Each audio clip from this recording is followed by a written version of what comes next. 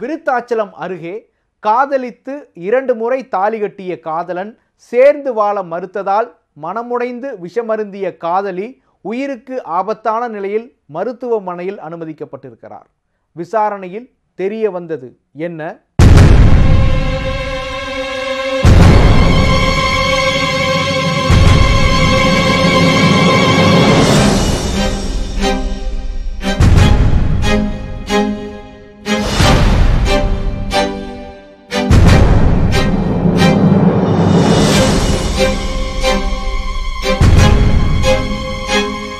காதலித்தவனை கைப்பிடித்து விட்டோம் என்ற ஆசையுடன் இருந்த இளம்பெண் சிலம்பொலி இப்போது முண்டியம்பாக்கம் அரசு மருத்துவமனையில் உயிருக்கு போராடி கொண்டிருக்கிறார். என்ன சொன்னாதான் தெரியும்,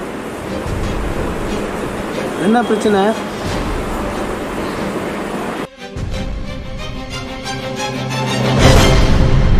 இரண்டு முறை தாலி கட்டிய காதலன் செல்லத்துறை சிலம்பொலியை கைவிட்டது ஏன்?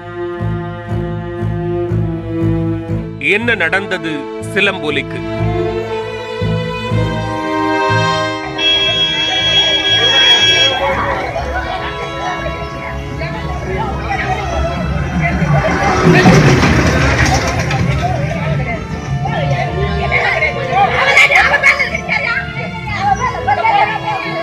கடலூர் மாவட்டம் சிதம்பரம் அருகில் உள்ள சாக்காங்குடி கிராமத்தைச் சேர்ந்தவர் சிலம்பொலி. இவர் ஓசூரில் உள்ள தனியார் கம்பெனியில் பணிபுரிந்து வந்தார். அப்போது விருத்தாச்சலம் அருகில் உள்ள சின்ன கண்டியங்குப்பம் கிராமத்தில் வசிக்கும் தோழியின் வீட்டுக்கு சிலம்பொலி வந்து சென்றுள்ளார். அப்போது அதே கிராமத்தைச் சேர்ந்த செல்லதுரை என்பவருடன் சிலம்பொலிக்கு பழக்கம் ஏற்பட்டு காதலாக மாறியது. 5 ஆண்டு காதலுக்கு பின்னர் இருவரும் திருமணம் செய்து கொள்ள முடிவு செய்தனர். இருவரும் வீட்டிற்கு தெரியாமல் விருத்தாச்சலத்தை அடுத்த முதனை கிராமத்தில் உள்ள செம்பையனார் கோவிலில் நண்பர்கள் முன்னிலையில் திருமணம் செய்து கொண்டனர். இதையடுத்து என்ன நடந்தது என்று கூறுகிறார் சிலம்பொலியின் உறவினர். கோயிலுக்கு போய் வரும்போது வீட்டுக்கு போகலான்ட்டு கிளம்பும்போது அவருக்கு வந்து ஃபோனில் வந்து தகவல் வருது.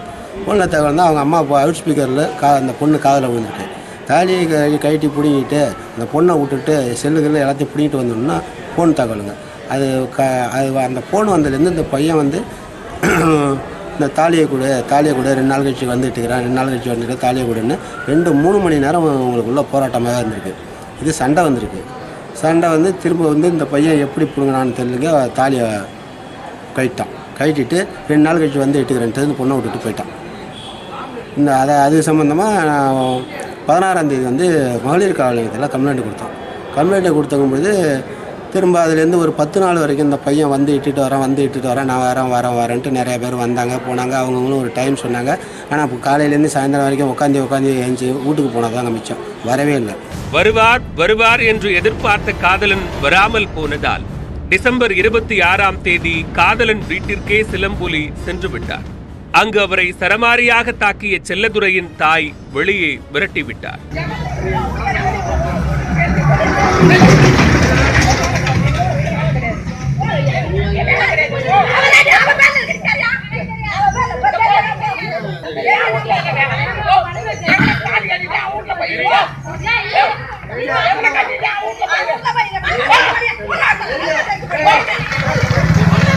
பின்பு அதே நாளன்று விருத்தாச்சலம் அனைத்து மகளிர் காவல் நிலையத்தில் சிலம்பொலி புகார் அளித்ததன் பேரில் போலீசார் விசாரணை மேற்கொண்டனர்.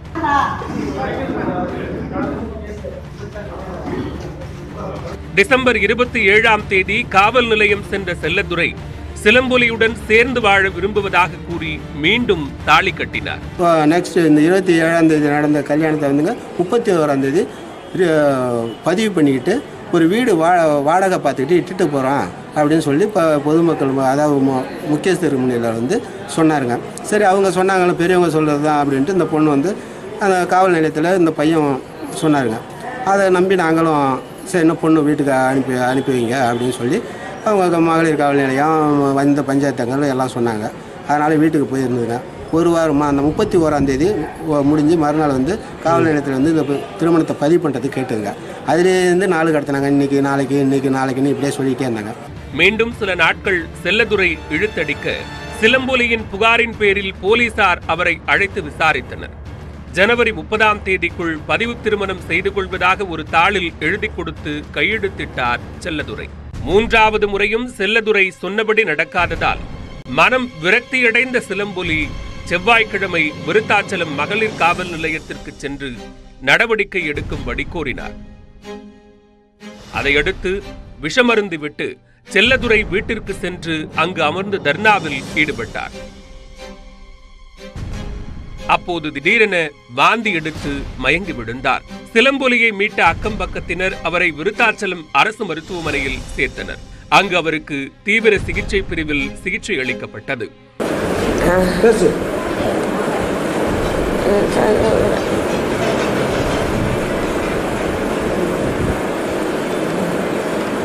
அப்போது விருத்தாச்சலம் ஒருங்கிணைந்த நீதிமன்ற நீதிபதி கோபிநாத் தலைமையிலான குழுவினர் சிலம்பொலியிடம் வாக்குமூலம் வாங்கச் சென்றனர்.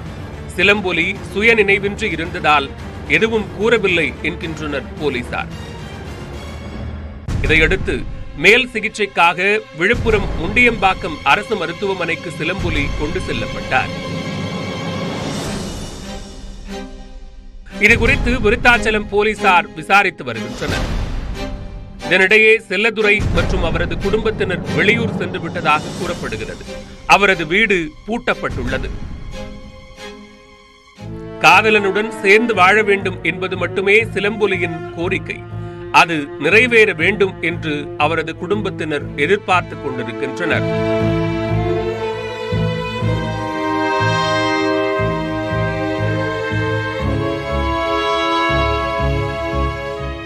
இந்த செய்தி மட்டுமின்றி இன்னும் பல்வேறு முக்கிய குற்றச் செய்திகளின் உண்மையான பின்னணியோடு உங்களை மீண்டும் சந்திக்கிறேன். அதுவரை விடைபெறுவது மகாலிங்கம் பொன்னுசாமி.